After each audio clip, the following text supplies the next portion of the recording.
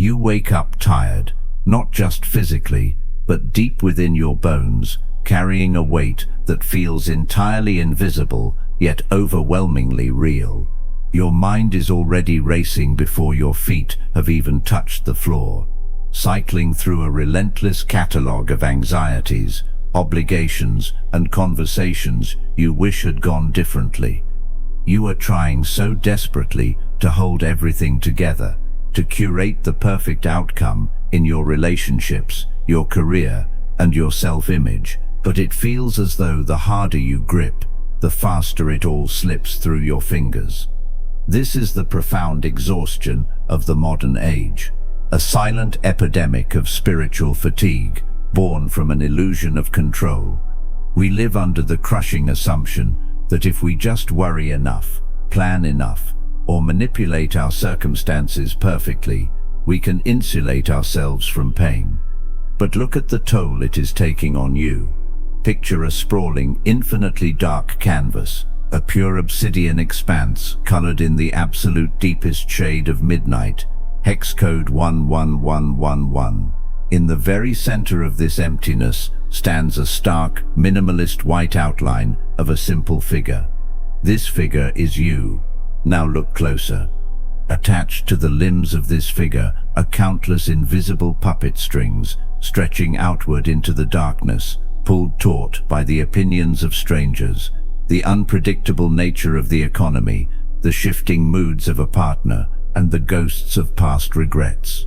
Every time the wind blows in the external world, you are violently yanked off balance. Master Stoicism is not about suppressing your emotions or becoming a cold, unfeeling statue. It is the deliberate, methodical art of identifying those invisible strings and cutting them, one by one, to reclaim your autonomy and achieve lasting personal growth. Listen carefully. Most men spend their entire lives chasing a counterfeit version of personal evolution. You wake up every single morning looking for a new hack, a temporary spark of motivation, or a fresh digital blueprint that promises to magically repair your lack of discipline from the outside. You stack your calendar with frantic activity. You buy the books, and you broadcast your initial intentions to the public square, yet your internal machinery remains completely unchanged.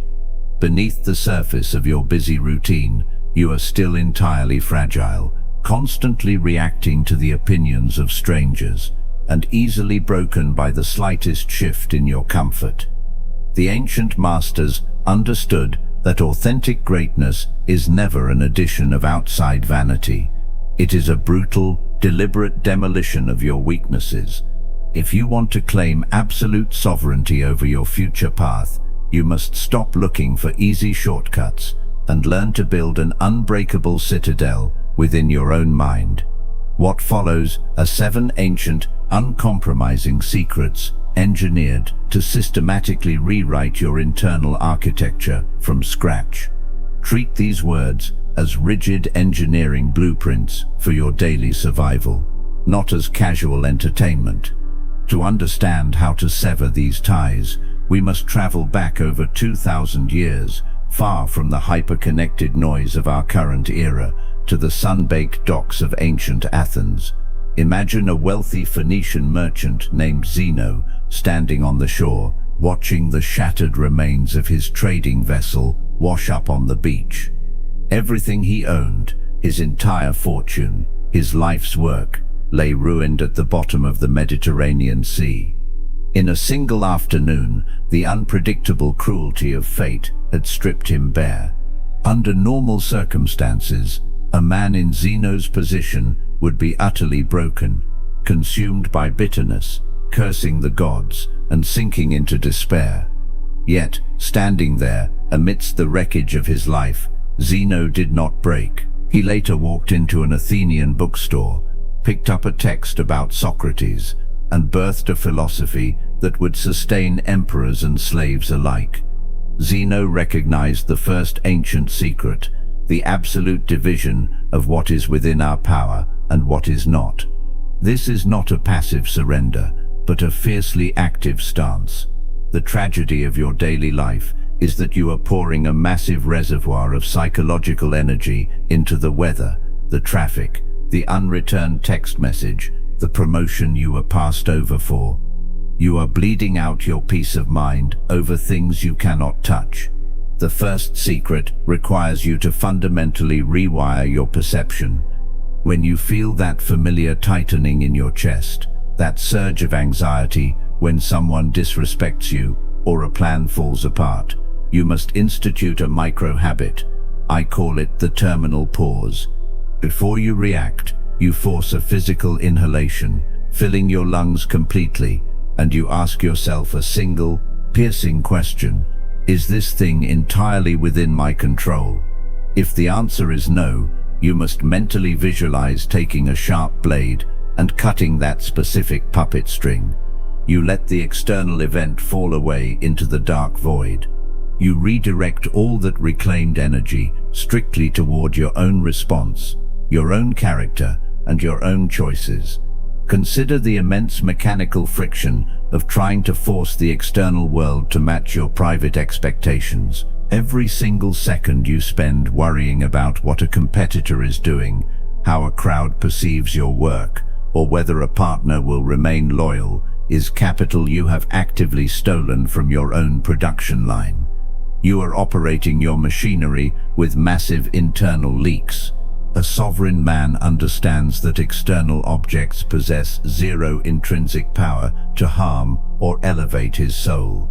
The harm exists exclusively in the raw, unmonitored interpretation he chooses to wrap around the event. When someone hurls an insult at you in the public square, they are simply moving air molecules across space. The air has no teeth. It cannot draw blood. It is your primitive, defensive ego that actively rushes forward, swallows the air, and transforms it into a poisonous dagger inside your own gut. You are effectively collaborating with your enemies to destroy your own peace.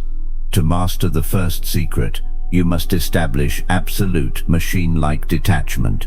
You look at the insult, the market crash, or the sudden delay, not as an insult from fate, but as completely objective data to be integrated without an emotional tantrum. You become a cold, calculating general on the battlefield of your own routine, focusing every single unit of your attention on the single asset you actually control, your immediate next action. Look at the way the average modern mind completely mismanages its mental capital.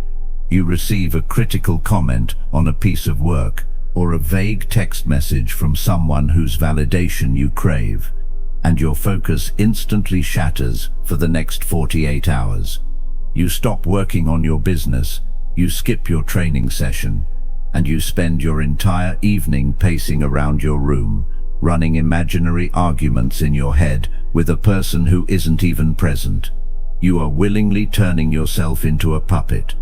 You are handing the remote control of your nervous system to anyone who wants to push a button. Marcus Aurelius analyzed this exact human flaw and insisted that nothing is more miserable than a man who traverses the world trying to read the souls of others while failing to monitor the movements of his own mind.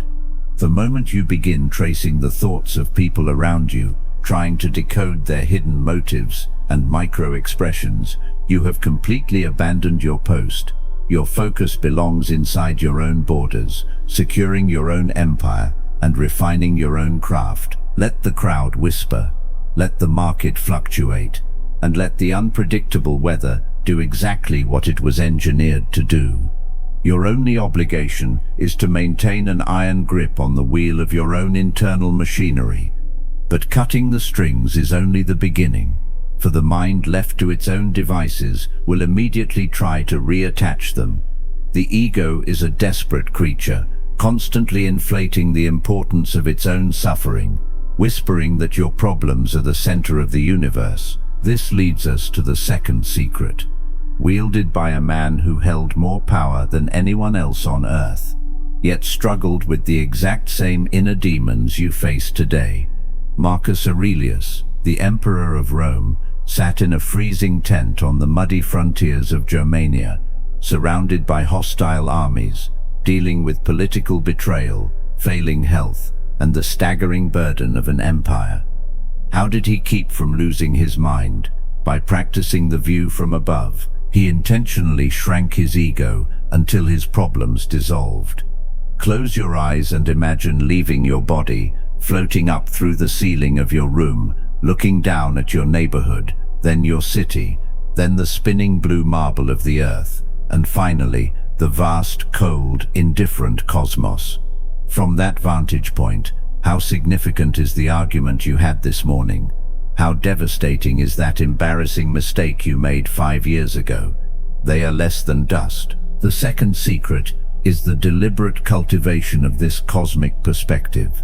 To make this actionable, you must establish an evening reflection routine. Every night, before sleep, strip away the noise of your day.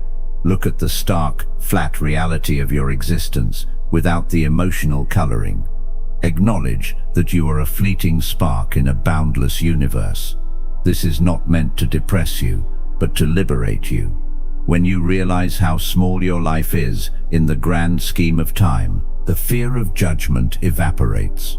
You stop performing for an audience that is not paying attention, and you start living strictly according to your own internal compass. Let the scale of this cosmic indifference wash completely through your daily anxieties. Most of the panic that paralyzes your execution is built on the childish assumption that the public gallery is deeply analyzing your path, recording your errors, and celebrating your failures.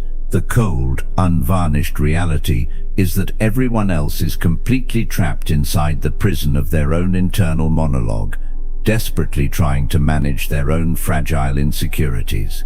They are far too busy starring in their own tragic movies to give your supporting role anything more than a passing glance. When you practice the view from above, you completely strip the world of its artificial power to intimidate you. You realize that empires rise and fall like anthills in the grass, that great monuments crumble into unrecognizable powder, and that your current catastrophic emergency is nothing more than a microscopic ripple on an infinite ocean of time. This realization does not breed laziness. It breeds an unstoppable, terrifying bravery.